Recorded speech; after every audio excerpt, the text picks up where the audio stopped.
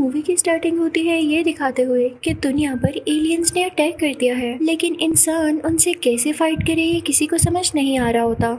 तो साइंटिस्ट एक special suit तैयार करते हैं जिसको यूज करके उन एलियंस से लड़ा जाएगा और ये सूट वो आर्मी को देते हैं। अब यहाँ एलियंस और इंसानों में काफी लड़ाई होती है। इंसान अपने प्लेनेट को प्रोटेक्ट करना चाहते थे उन एलियंस से फाइट करके। अब इन एलियंस के अगेंस्ट एक ऑपरेशन चलाया जाता है जिसको आर्मी लीड कर रही होती है, और तभी वो एक मेजर को बुलाते हैं जिनका नाम केज होता है। वो ना तो ज्यादातर ऑपरेशंस में पार्ट लेते थे और ना ही जंग में लड़ते थे। यूँ लगता था जैसे फाइट में उनका इंटरेस्ट नहीं है। अब मेजर केज को उनके लीडर से पता चलता है कि इस होने वाले ऑपरेशन में वो भी हिस्सा लेंगे और उन एलियंस के अगेंस्ट लड़ेंगे। तो केज अपने सीनियर ऑफिसर यानी लीडर से कहता है कि मैं कैसे लड़ सकता हूँ, मैंने आज तक लड़ाई नहीं की है। तो वो सीनियर ऑफिसर कहते हैं कि हमें तुम्हारी जरूरत है और अब तुम यहाँ से नहीं जाओगे। केज कहता है मैं यहाँ रहूंगा भी नहीं, मैं जाऊंगा। और ये कहते ही वो वहाँ से चलने लगता है, लेकिन उसे रोक लिया जाता है। आर्मी ने उनको बेहोश कर दिया था ताकि वो भाग न सके। अब जब मेजर केज की आंख खुलती है तो वो देखता है कि वो किसी ऐसी जगह पर है जहाँ पर आर्मी ही आर्मी है और वो लोग तैयारी कर रहे होते हैं उस ऑपरेशन के लिए जो वो एलियंस के अगेंस्ट लड़ने वाले थे। वो बहुत सरप्राइज होता है कि मेरी तो ये लड़ने की मर्जी भी नहीं, फिर भी जबरदस्ती मुझसे लड़वाया जा रहा है। तभी वहाँ पर एक सार्जेंट आता है जो कि मेजर से रूडली बात करता है और कहता है कि जल्दी करो, ऑपरेशन पर भी जाना है। मेजर केज के हाथ में हैंडकफ्स भी लगी होती हैं। तो केज कहता है कि तुम लोग जानते नहीं कि मैं मेजर हूँ, तुम लोग कैसे बात कर रहे हो मुझसे। तो सार्जेंट और उसके साथी कहते हैं जी हम जानते हैं, लेकिन आपको हमारे साथ ऑपरेशन में आना होगा।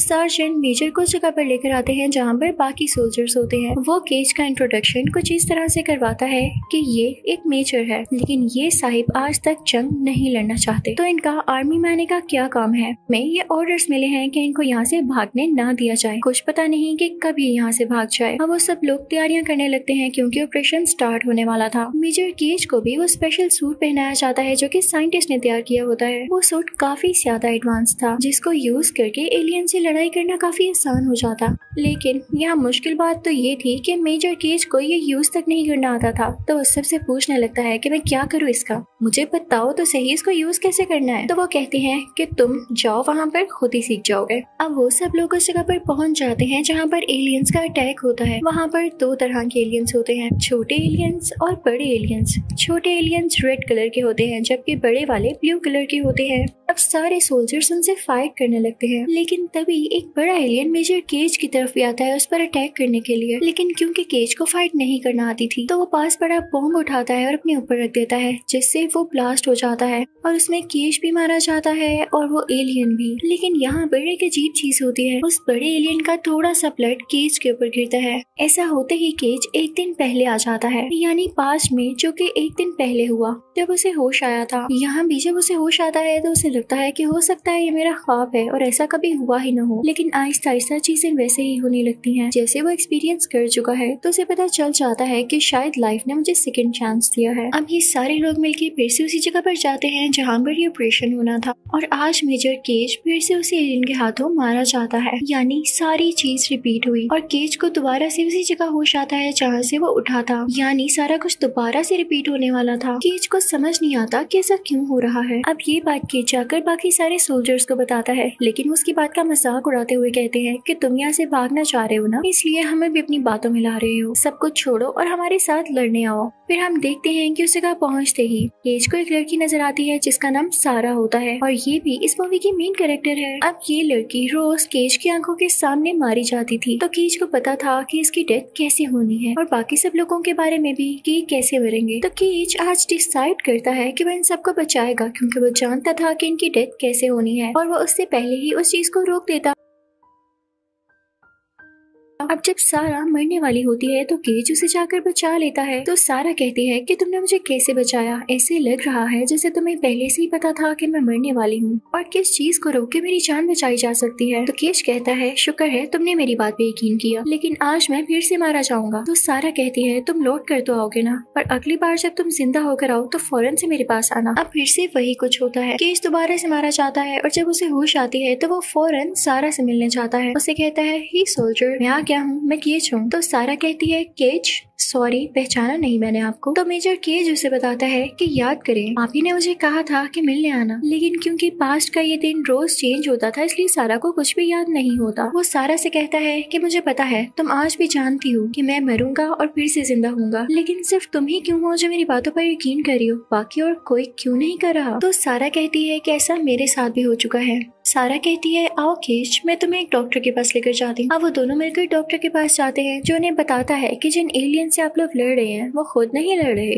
उनको कोई और कंट्रोल कर रहा है। वो कहता है कि इनके पीछे एक मास्टरमाइंड है जो कि इन सब को कंट्रोल कर रहा है। जो ब्लू एलियंस हैं उन्हें अल्फा कहते हैं और ये बहुत ही ज्यादा स्ट्रॉन्ग होते हैं और उससे भी ज्यादा यूनिक, यानी हजारों छोटे एलियंस बनने के बाद एक अल्फा बनता है। और उस दिन मेजर केज एक ऐसा बंदा था जिसने उस अल्फा को मार दिया और अभी तक कोई सोल्जर उसे मार नहीं पाया था। तो इन एलियंस को कंट्रोल करने वाला मास्टरमाइंड टाइम को बार बार रिपीट कर रहा है ताकि उसका अल्फा जिंदा रहे। लेकिन अब सवाल उठता है कि केज भी बार बार जिंदा क्यों हो रहा है, क्योंकि अल्फा का ब्लड केज के ब्लड के साथ मिक्स हो गया है, इसीलिए केज के साथ भी यही हो रहा है कि वो बार बार जिंदा हो जाता है। डॉक्टर कहता है कि इससे लड़ने का एक ही हल है कि हम उस मास्टरमाइंड को मार डालें, वरना टाइम बार बार रिपीट होता जाएगा, ये एलियंस दोबारा से जिंदा होते जाएंगे, हम जितनी भी एफर्ट कर लें वो सब बेकार जाएंगी। यहाँ हमें पता चलता है कि सारा का असली नाम रीटा होता है। सोल्जर रीटा वो केज से कहती है कि जब तक हम इस मास्टरमाइंड को मार न लें तुम किसी को भी ये मत जाहिर करवाना, यानी किसी को ये शो ना करना कि तुम्हें इस बात का पता है कि ये सब वही मास्टरमाइंड कर रहा है। तुम चुपचाप मरते रहना और दोबारा से जिंदा होते रहना और जल्दी हम भी पता लगा लेंगे कि उस मास्टरमाइंड को कैसे मारना है और तब सब कुछ नॉर्मल हो जाएगा। रीटा केज से ये भी कहती है कि तुम्हें एक ख्वाब आएगा जिसमें तुम्हें पता चल जाएगा कि वो मास्टरमाइंड रहता कहाँ है और हम सब मिलकर वहाँ पर जाएंगे। तो केज कहता है भाई मैं कैसे लेकर जा सकता हूँ, मुझे तो कुछ भी नहीं पता। मैं आर्मी में जरूर रहा हूँ लेकिन मुझे कोई पता नहीं कि जंग कैसे लड़ी जाती है, रास्तों को कैसे ढूंढा जाता है और इवन किसी से फाइट कैसे किया जाता है। तो रीटा कहती है कि हम मिलके इसका हल निकाल लेंगे। रही ट्रेनिंग की बात, तो ट्रेनिंग मैं आज से ही तुम्हारी शुरू करती हूँ। अब रीटा केज को ट्रेनिंग देने लगती है,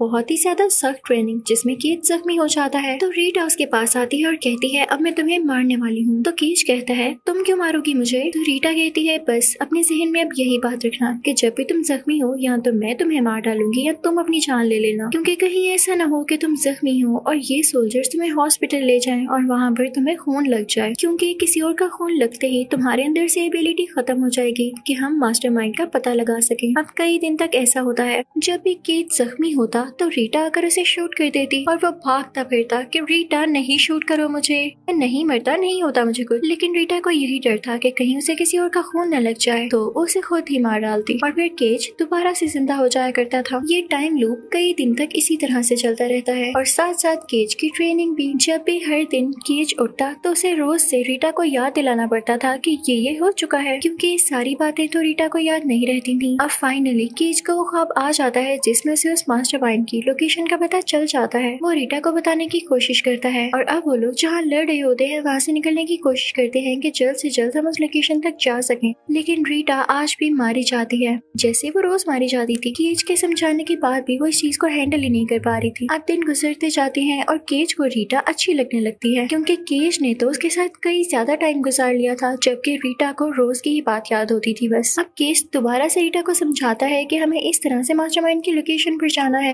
अब वो लोग मिलकर उस जगह के लिए निकलते हैं, लेकिन रास्ते में उनका पेट्रोल खत्म हो जाता है। उनके सूट की बैटरी भी डाउन हो चुकी थी। तो वो लोग एक घर के पास आते हैं जहाँ पर एक हेलीकॉप्टर भी होता है। अब उस हेलीकॉप्टर की कीज ढूंढने के लिए वो लोग घर के अंदर आते हैं, लेकिन रीटा की तबीयत काफी खराब होती है। तो केज उसे कॉफी बनाकर देता है। तो रीटा कहती है वाह भाई, तुम्हें तो बड़ी जल्दी पता चल गया कि कॉफी कहाँ पड़ी हो सकती है। तो केज उसे समझाता है कि यार हम यहाँ पहले भी आ चुके हैं, मैंने तुम्हें बताया ना, हम रोज मरते हैं रोज जिंदा होते हैं, फिर यहाँ आके दोबारा से वो टाइम आ जाता है कि हम मर जाते हैं और हमारा मिशन कंप्लीट रह जाता है।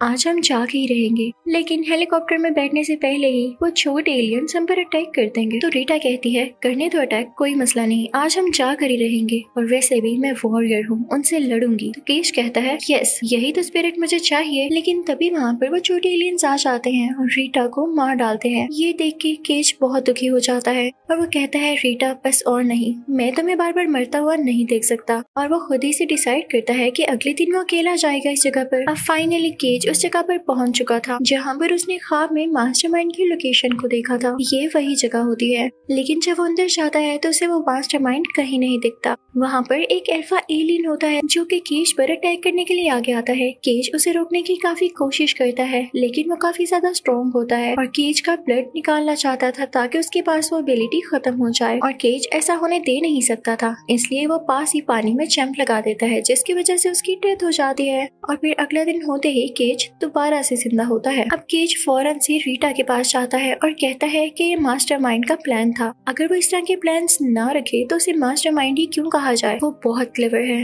वो जान के मुझे ख्वाब दिखा रहा है क्योंकि वो उस लोकेशन पर है ही नहीं, वो कहीं और है और हमें जल्द इस बात का पता लगाना होगा। अब ये लोग सीधा उसी डॉक्टर के पास जाते हैं। वो बताता है कि एक ऐसी डिवाइस है जिसको किसी भी अल्फा के अंदर लगा दिया जाए तो हमें पता चल जाएगा कि मास्टरमाइंड कहाँ पर है। और मजे की बात ये है कि ये हम तुम्हारे साथ भी कर सकते हैं केज, क्योंकि तुम्हारे अंदर उस अल्फा का खून है, बट वो डिवाइस जो है वो तुम्हारे लीडर के पास है। अब उस डिवाइस को कैसे हासिल किया जाए ये तुम्हें ही पता हो। केज फौरन से उनके पास जाता है और उनसे कहता है कि हमें वो डिवाइस चाहिए। वो सारी बात बताता है, लेकिन वो सीनियर ऑफिसर कहता है नहीं, मैं तुम्हारी बातों पर बिलीव नहीं करूंगा, तुम बहुत बड़े धोखेबाज हो। अब केज जबरदस्ती वो डिवाइस लेके वहाँ से आ जाता है और बाकी सोल्जर्स उस पर शूट करने लगते हैं। अब यहाँ पर केज काफी जख्मी हो जाता है, वो बेहोश हो जाता है और जब उसे होश आता है तो वो किसी बेड पर लेटा होता है, उसको ब्लड लगा हुआ था। यार ये क्या हो गया, उस बेचारे का इतने ज्यादा दिन का प्लान अब यहाँ पे खराब हो चुका था। वो काफी रिग्रेट फील करता है, लेकिन तभी हमें एक फ्लैशबैक आता है कि केज के जख्मी होने से पहले ही रीटा ने वो डिवाइस उसके साथ लगा दी थी और अब ये लोग जानते थे कि वो मास्टरमाइंड है कहाँ पर। वाह भाई, रीटा तो काफी ज्यादा इंटेलिजेंट निकली। अभी भी केज जख्मी हालत पर वहीं पड़ा होता है, अभी उसके पास रीटा आती है उसे मारने के लिए, लेकिन केज कहता है रीटा पागल हो गई हो, देखो मुझे ब्लड लगा हुआ है, मुझ में अब दोबारा से जिंदा होने की एबिलिटी नहीं है, अगर तुम मुझे अभी मार देती तो मैं वाकई मर जाता। तो रीटा कहती है ओह सॉरी, मैंने देखा नहीं। अब वो दोनों एक साथ जाने लगते हैं। वो अपने साथ बाकी सोल्जर्स को भी लेते हैं, लेकिन इस बार रीटा और केज काफी डरे हुए होते हैं क्योंकि अगर केज यहाँ पे मारा जाता तो वो दोबारा से जिंदा नहीं हो सकता था और ये लास्ट चांस था उस मास्टरमाइंड को मारने के लिए। उनके बाकी साथी सोल्जर्स तो मारे जाते हैं और जैसे तैसे करके रीटा और केज अंदर जाते हैं जहाँ पर अल्फा एलियन होता है और उसी के साथ वो मास्टरमाइंड भी होता है। अब वो लोग डिसाइड करते हैं कि रीटा अल्फा एलियन को डिस्ट्रैक्ट करेगी और उतनी ही देर में केज उस मास्टरमाइंड को मार डालेगा। यहाँ पर केज बेचारे का पाँव भी जख्मी हो चुका था और अब उसके लिए बहुत मुश्किल होने वाला था, लेकिन इससे पहले दोनों एक दूसरे को गुड लक कहते हैं और बताते हैं कि वो दोनों एक दूसरे को पसंद करते हैं, इसलिए दोनों का जिंदा रहना बहुत जरूरी है। अब वहाँ से रीटा भागने लगती है ताकि अल्फा एलियन को डिस्ट्रैक्ट कर सके। अल्फा उसके पीछे पीछे आता है और केज जाता है उस मास्टरमाइंड की तरफ। तभी वहाँ पे उसे रियलाइज होता है कि रीटा मारी जा चुकी है, जिसपे केज काफी दुखी होता है, लेकिन उसे मास्टरमाइंड को तो मारना ही था। केज देखता है कि वो मास्टरमाइंड क्रिएचर पानी के अंदर है, तो वो भी पानी में जंप लगा देता है, जिसके पीछे अल्फा भी आ जाता है। लेकिन इससे पहले कि अल्फा केज को मारता, केज ने बहुत सारे बॉम्ब्स उस मास्टरमाइंड की तरफ फेंक दिए थे और साथ ही केज मारा जाता है। तभी उन बॉम्ब्स की वजह से बहुत बड़ा ब्लास्ट होता है, जिसकी वजह से वो मास्टरमाइंड मारा जाता है और साथ ही साथ अल्फा एलियन भी। यहाँ पर दोबारा वही कुछ होता है, अल्फा का ब्लड केज के ऊपर आकर गिरता है। केज अब जिंदा हो चुका था, वो काफी खुश होता है क्योंकि अब मास्टरमाइंड भी मारा जा चुका था और अल्फा भी, और इसके साथ बाकी छोटे क्रिएचर्स भी मारे जाते हैं क्योंकि उनको कंट्रोल करने वाला जो मारा जा चुका था। केज फौरन से जाता है रीटा को ढूंढने के लिए, लेकिन फिर से रीटा उसे देख के कहती है जी आप कौन हैं? तो यहाँ पर केज हंसने लगता है और कहता है